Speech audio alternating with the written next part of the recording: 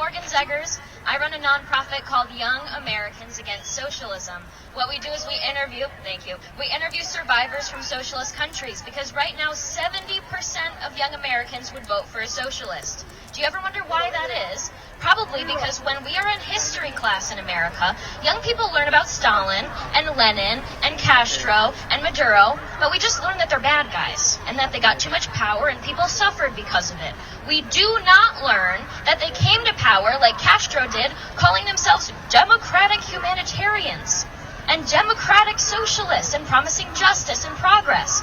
So when we hear in America from AOC and the Squad the same false promises that every socialist says throughout history, what do you know? No red flags go off in young people's minds in America because they cannot connect the dots. I have two asks. Go to fightsocialism.org if you're a survivor and want to tell your story to help young people learn.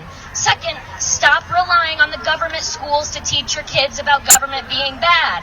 Stop relying on government schools to teach your kids about history and economics. Do it yourself. If you see a broken family and kids that need learning, take them on as a role model. I really appreciate you guys giving me the time. Thank you so much. We will keep fighting those commies, and we'll stand with Cuba. Thank you. Thank you so much for having me. I love what you guys do, and I'm so excited to be introduced to your audience. My name is Morgan Zegers, and I run Young Americans Against Socialism. And so what we do, because right now 70% of young Americans want to vote for a socialist, and that's pretty crazy. I believe that if they had a better understanding of history, economics, and policy, they would not be in favor of socialism. And so we make videos interviewing survivors from socialist and communist countries, and we put them on social media. We also do videos on history, economics, finance, everything that's really missing from the American classroom, and we have a blast doing it. Wow. So from what's happening right now in Cuba, what do you think is the lesson for the people you were talking about? Of course. Well, considering that statistic right now, right, a majority of young Americans, my generation, want socialism.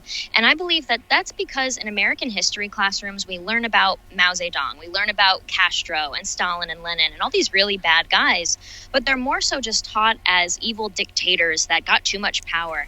You are not taught how they came to power and the things that they promised. And so, for example, we're here at Cuba Libre, the rally, because right now in Cuba, back in the 50s and 60s, communists came to power by calling themselves democratic humanitarians. That's quite a word twist. And so we didn't learn that in the American classroom. We just learned that Castro was a bad guy. So when we hear these same kind of promises from American socialists and American communists, that they're going to bring progress, they're going to bring humanitarian causes and social justice to the fore scene, nothing really works in our minds in terms of a red flag going off in our young American minds, because we just don't understand that that's how these radical dictators come to power. And we have to have more caution when we're hearing these false promises from them. So that's what we're trying to connect, especially with Cuba, especially with what's going on in China right now.